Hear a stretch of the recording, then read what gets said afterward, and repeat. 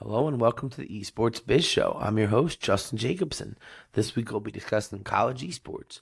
Just as a disclaimer, nothing here is intended as legal advice, so all the information is for educational purposes only. This week's guest is Kevin Palmer. Kevin is the Assistant Director of Esports and Intramural Sports at University of Michigan. Prior to that, he was the Director of Esports at Carthage College. Thanks for joining us. Yeah, thanks for having me. My pleasure. So to start, tell us about your past esports and gaming experience. What was the first game you played, and how'd you get involved in the esports academic world?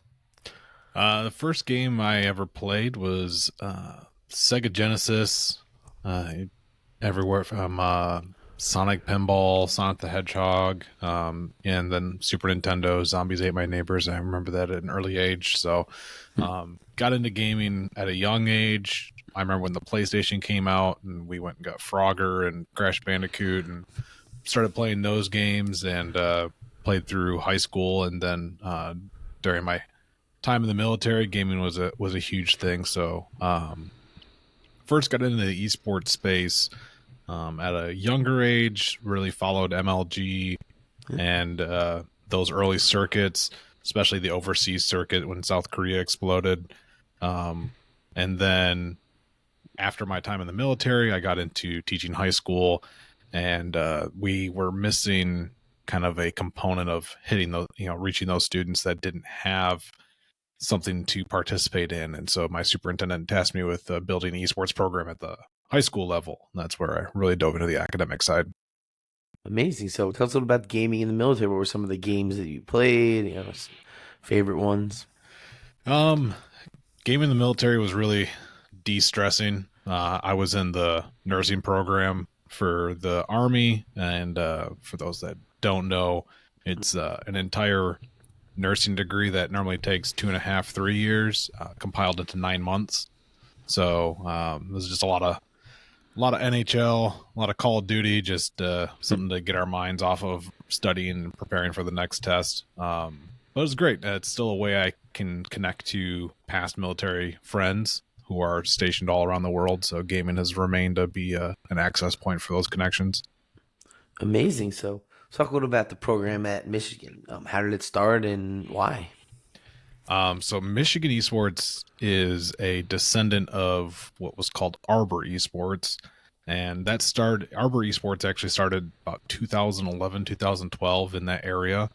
So it was actually one of the first college programs. It's a just student organization. They weren't affiliated or recognized by the university besides just being a voluntary student org. And then right before the pandemic, students made the efforts to become recognized as a sponsored organization. And the Department of Recreational Sports agreed to sponsor Arbor Esports and transform them into Michigan Esports, which gave them access to, one, calling themselves Michigan and the Block M and all of the logos and things that go along with that. So it's been around for a long time. Over 3,000 active members, about 250 competing students currently across 11 different game titles and 25 different teams. Amazing. So is there any academic courses that are offered by the school? Not currently. We are building out an esports minor with a gift fund that was to the university. So it'll be under the School of Information, who our new dean just started for the School of Information. And so she is going to be building out that minor and hiring the faculty for that. Amazing. So what kind of courses do you think would be beneficial in these kind of programs? We see that different schools are starting to develop them. Yeah, I'm a pretty vocal person against esports majors and some of the different programs that are really solely focused on esports because, my background, for instance, my undergrad is in law and homeland security. I went to the Army School of Nursing. My master's is in education and sports administration. And all of those things are encompassed in helping me be a better person at my job. When nobody goes to school to major in basketball. And so that's kind of my pushback on a lot of the esports majors. But I think it's really complementary when you have a minor and you have some of those programs that can, say you're a marketing major and you want to minor in esports. Now you have a skill set that you can go into the marketing field with that gives you that little bit of extra experience or extra exposure that can set you apart. So that's a big proponent that I push for. But for those programs that do have esports majors, I try and say like double major or add a minor, get yourself some exposure. I've got a former student who was a music major and is now back in school for his master's in business, and his music major isn't what he did right out of college. He now works for the Minnesota Wild and oversees a large scale part of their social media operations, not even an entry level position, but his experience with esports, he was able to put on his resume, and that set him as like a digital content creator separated from the rest, and that helped him a lot. Interesting, yeah. I think they're kind of like the concentration where it's kind of you have a broader degree that's more applicable to different industries, and you have these set of classes, whether it's, 4 or 5 or whatever it is, that's really centered on that one industry. Yeah, especially with kind of the shakiness that is the pro industry of esports, you got to have yourself set up and ready for that flexibility. You see people on Twitter almost every day. Hey, I was laid off. I'm looking for work. Here's my experience. Those that have those experiences outside of esports feel more comfortable when they get laid off because they know they can probably jump into something. 100%. So tell us a little about the player recruitment process. How do you decide what players are involved in the team and what games you compete in? Yeah, so Michigan is very unique. I'm not allowed to recruit at all. We're in a spot where the university is 52,000 students strong, about 19,000 plus graduate students, and so recruiting is not a focus. But the students that do make the team, so Michigan Esports is a student-run organization. They have title managers over every game title who report to the director of competition. The director of competition reports to the board, and the board reports to our elected president and vice president of that organization. So they really task the title managers to run tryouts and pick captains, and then those captains then run their teams. So it's a pretty lengthy chain of command process, but every semester there's a tryout process that's held, and students are given the opportunity as long as they are full-time and in person. Okay, so it's really only for Michigan students. So you're not, is that something you're looking to develop, more of a competitive, trying to sign the best former pros or college high school players, or is it just really going to be focused on current students? It's really just going to be focused on current students. The twist on that, though, is we do have a good amount of players that have been tier 2, some tier 1, who have had that exposure, who choose to come to Michigan because of where we stand academically. Interesting. Yeah, I mean, especially if you're in state, it's probably a high top on your list of places you want to go anyway. Oh yeah, 100. Yeah, and if you're in state, it's a lot cheaper than a private school. If you're from out of state or international, Michigan's pretty expensive, but that doesn't deter people.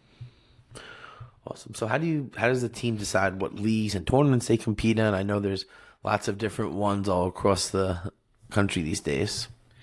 Yeah, they submit to, so as the Department of Recreational Sports oversees their kind of operations and their representation of the university, they put in a request for what leagues they'd like to compete in, and then it's my duty to vet those leagues. So Michigan doesn't affiliate with anything, any leagues that are sponsored or have affiliations with things like drugs, alcohol, sex, and gambling. So I have to vet those leagues and make sure that there's no affiliations of that sort, and then the league usually gets approved. It also needs to be a collegiate competition. We've had some submissions where it's just a tournament. It's not only collegiate. Like a local tournament kind of. Yeah, or even like Apex. There was an Apex tournament that was not collegiate focused. It was for anybody to put in a team. Mm-hmm. And so I did not deny that one because it's not a collegiate competition. Now, it doesn't stop them from creating their own team and going playing it. They just can't call themselves Michigan Esports when they do that. What about kind of looking at the different games? Obviously, there's some that are more violent than others. Is that a consideration or not really? Michigan's all about the student voice. So Okay, when whatever they want to play. yeah, whatever they want to play. I mean, we still will vet and just take a look at it. But if there's interest for it, then chances are it'll be a title. Like right now, um, Tetris. We have a huge Tetris interest on campus, and I'm sure that's going to be a sponsored title before long. Awesome. Well, I definitely was a big Tetris guy, so competitive Tetris is probably really intense. So I can only imagine those. So obviously, your background encompasses both sports world and the esports world. What kind of similarities do you see between them, and maybe some differences you've noticed?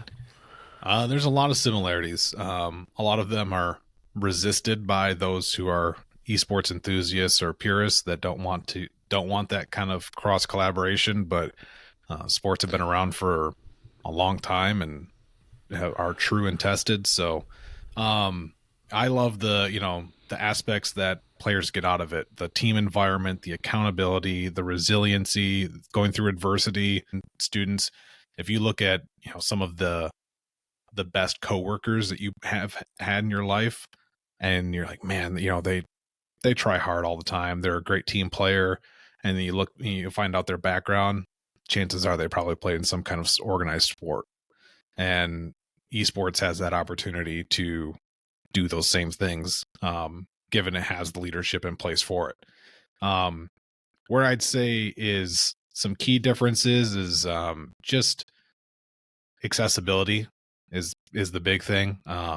It's not like the sport of soccer where all you need is a $5 ball. You Right, or need you basketball, need $20. you need a $500+ system, and then the gear and all of that, and that's just to break into it. And then if you want to be competitive, then there's tiers and tiers after that. It's really interesting how a college looks at esports and says, oh, this is a one-time upfront cost for the facility and the PCs and everything, and that's nothing compared to what it costs for traditional sports, because it flips. Because traditional sports, you have the field, the turf, the travel, the food, all of those extra things. Those costs are through the roof. So it's really interesting. But yeah, the money side is definitely different from traditional sports to esports. So do you see the schools as seeing this as a future development where they're going to look at it as a sport similar to basketball or football, or is it still going to be housed in the student activity wing of the university? It'll really be on, I think, at the collegiate level, it'll be on the sport conferences to bring on esports to kind of force the hand of schools to adopt it under athletics if that's what they choose to do. Good example is lacrosse. When lacrosse began in the U.S., it was really only big in New England, and then some traditional conferences adopted it, which forced those schools that were member of those conferences to bring on lacrosse, and now lacrosse is a nationwide phenomenon. So we're still in the very early stages, but in due time. And then for those programs that don't adopt it under athletics, that's not a problem at all. Right now, I wouldn't want Michigan esports to be under the Department of Athletics, because there's different goals and focuses under athletics that wouldn't align with what we're trying to do right now, where Michigan esports is at. Maybe in the future, if the Big Ten adopts esports, then that could be something that is taken into consideration.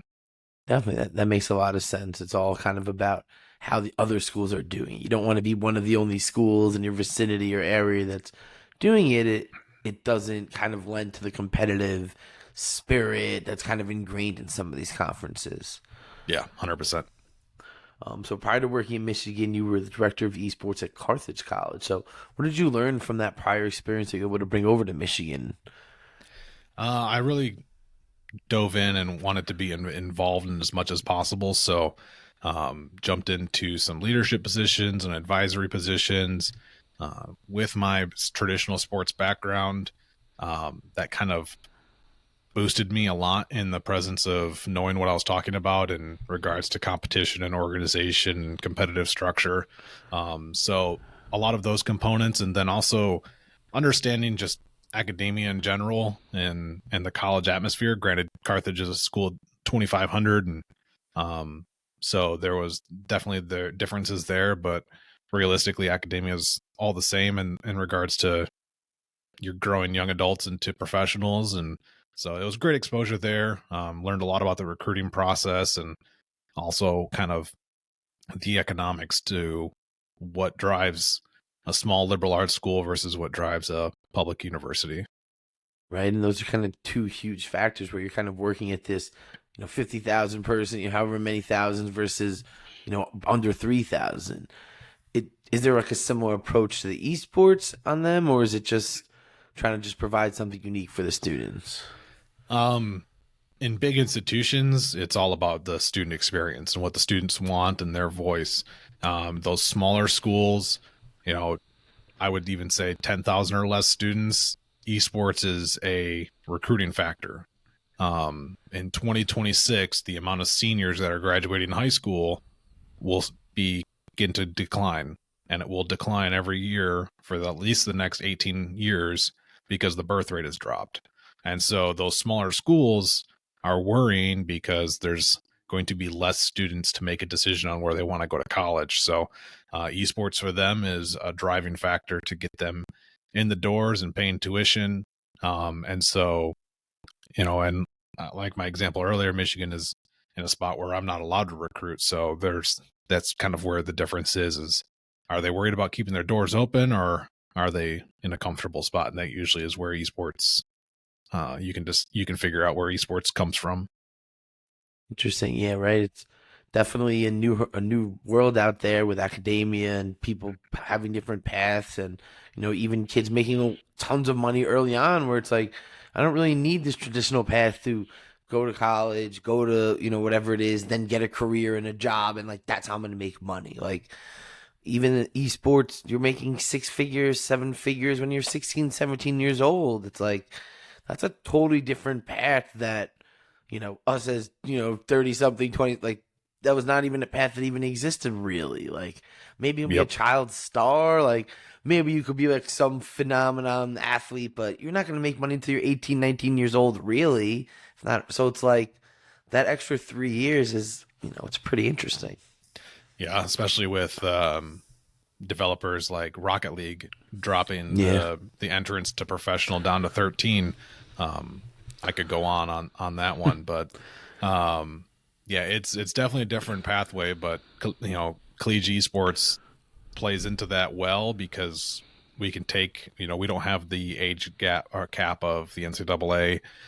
We can take students in of all ages, and so when your career is ending or has ended, or maybe you're just anticipating retiring, you can go the collegiate route and possibly get your education paid for, so that way you have some kind of pathway after graduation. Because that's the one thing about esports, does on the collegiate or the professional sector, it is not forever how it is in traditional sports. That's a huge difference. If you're a professional athlete and you're smart with your money and you play in the NBA for a long time, you should be okay.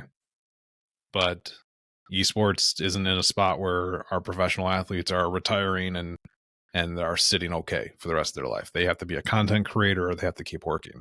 Heck, I even saw an article today that Blake Griffin, who is still a free agent, is working at Costco because just for income.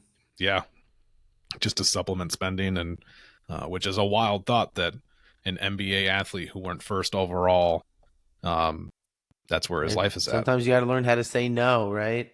Sometimes right, and that's kind of the other element of this is the education of these, young professionals, these 14-year-old kids getting signed to Rocket League and getting $80,000, $100,000 contracts. It's like, well, are you going to go buy the Tesla, or are you going to put 50,000 of it away in a bank account and let it sit there and forget it exists? Yep. And also, are your parents or guardians going to take a chunk? Are they going to put you into a conservatorship where you actually don't even get to see it? There's been a lot of traditional athletes that have been, messed up by that system as well. So I think that's kind of like the next element of this is this financial sophistication and literacy and figuring out how to actually navigate this, and whether it's like you said, going from professional to then the collegiate space and getting a degree and then becoming a professional on the other side. And is that kind of the vehicle that we see college is, or just really just a way to keep going? It really depends on who you ask. There's a lot who want to make collegiate the path to pro, but we see that the path to pro is at a time before college.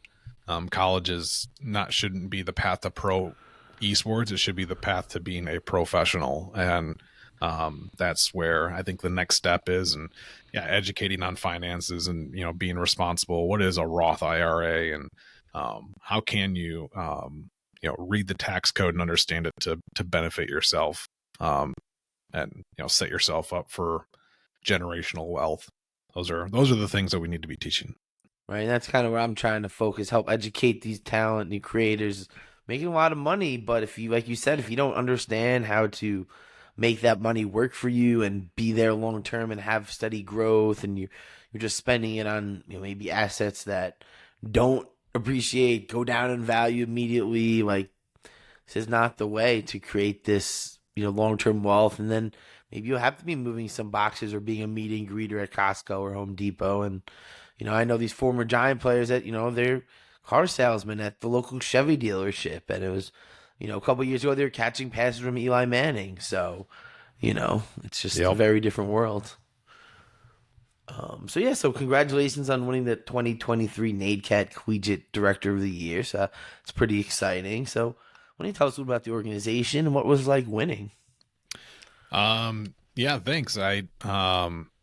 I wasn't able to be in Boise for the ceremony, so I was caught pretty off guard. I didn't even know I was nominated. So it was appreciated. There was 2022 to 23 was a lot of hard work put into growing professionals in the industry, and so it was nice to be recognized in that regard. And NACAD's a great organization.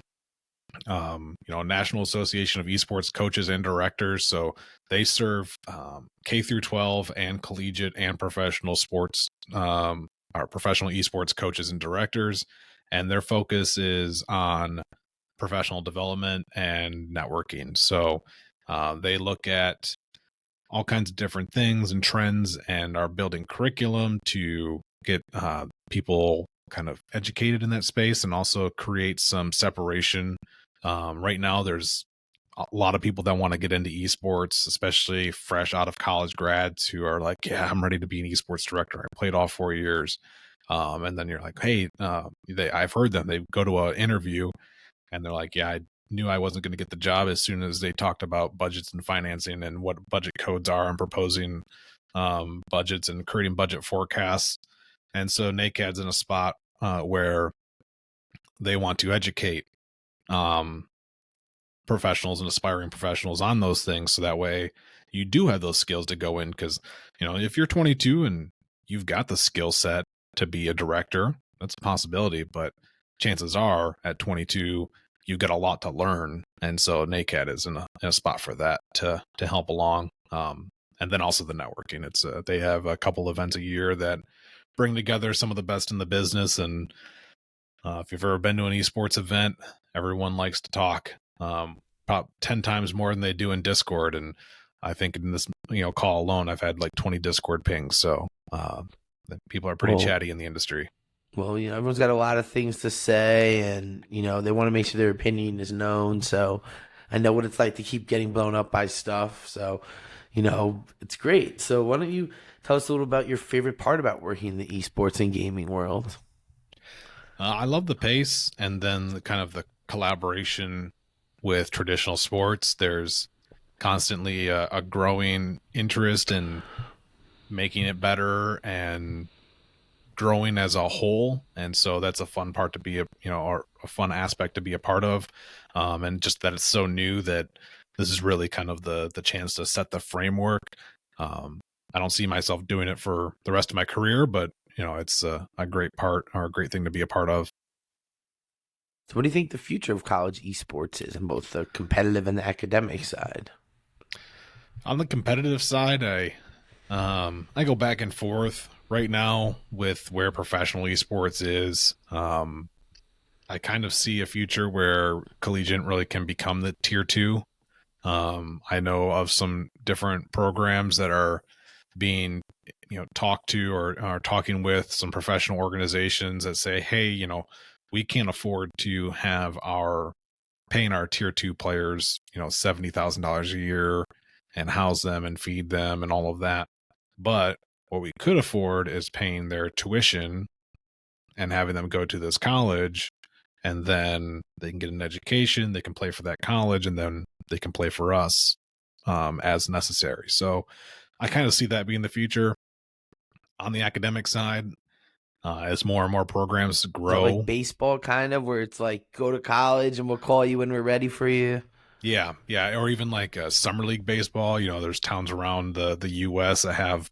When I was in Kenosha, Carthage, it was the Kenosha Kingfish, I think, and all those players were collegiate baseball players that lived with basically like foster families during the summer, and then they traveled and played baseball just to get better. And so I kind of see that grassroots, the hardest hurdle for esports, and where a lot of these organizations realize they can never make money, is they don't have 35 home games to sell tickets to every year.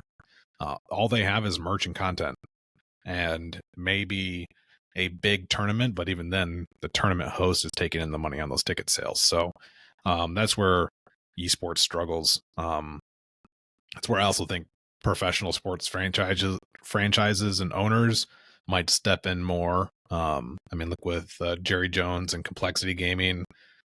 Complexity is not worried about making money like they used to be, because they have one of the biggest sport franchises in the world who make plenty of money to keep them in the green. They can operate in the red and they can be okay. So, yeah, it's a weird spot, but academic wise, it's really just going to be off of the interest in the growth of the industry. It's a 1.5 plus billion-dollar industry, esports, and then gaming is a $180 billion industry.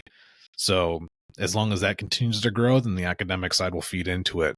If you look at sports in the past, there's used to be schools around the U.S. that had turf science degrees, because golf and maintaining all those grass fields was a huge thing, and people paid big bucks for it. And now everything's turf, and so those degrees don't exist. So as long as the professional world demands it, then the academic side will feed it. Awesome. So this is definitely going to be a thing. Is it going to be like Michigan State going to be a huge tailgate for League of Legends, or is that the future? I could see that being piggybacked onto another event. If like maybe the football game or the basketball game is also happening. They tried to do that in Philly when Philly had the professional Overwatch team, and they were building the arena right in the parking lot where they have the Sixers, the Eagles, and so it was just going to be a part of sports, and fans were just going to be exposed to it. Mm-hmm. And I think that'll be the model for especially the big schools. And like you gave the Big Ten reference, when we went down to Ohio State and played them in person for the Rivals Cup, that YouTube stream, 8.5 hours had a ton of views, interaction. So there's definitely interest out there. Awesome. So what's the future for University of Michigan's program? We're really focusing on building our presence on campus at Michigan and being more involved and continuing to bring in more students. I mean, only 3,000 out of 52,000 plus students is not a huge percentage, but it's still a pretty decent sized organization. But we know that, there's probably a ton of more gamers out there that probably just don't even know we exist. So continue that growth, and then also playing into some of the initiatives like the big esports conference and playing those Big Ten opponents. That's where all of the interest is. Playing against the big schools that share that kind of same rivaled past is big for us. So we're excited and hope that continues to grow. Awesome. Well, this all sounds amazing. So Try to end each episode with my 3 questions. So, what's your favorite game to watch? Out of esports? Yeah. Okay. I honestly probably League of Legends is probably my favorite to watch competitively. Otherwise, stream wise, I'm a big Escape from Tarkov fan. Okay. So, what about your favorite game to play? Actually, the same. Overwatch and Escape from Tarkov. Unless I really feel like killing time, then RimWorld is one of my favorites. I can burn a whole day and not even realize it happened. Amazing. So, what about your favorite video game character? Probably Jak and Daxter. Okay, amazing. So, thanks for joining us. This was so great. And tell everybody where they can learn about what Michigan's working on. Yeah, you can just Google Michigan Esports, or you can also follow us on Twitter and Instagram and all socials and YouTube at UMich Esports. Amazing. So everyone check it out. And if you're a student there or looking to be one, this is definitely going to be a really exciting program. So make sure you check it out. And thanks everybody again for tuning in, and follow me on Twitter, Justin J ESQ. Check Apple Podcasts for our past episodes and YouTube. Thanks and have a great one.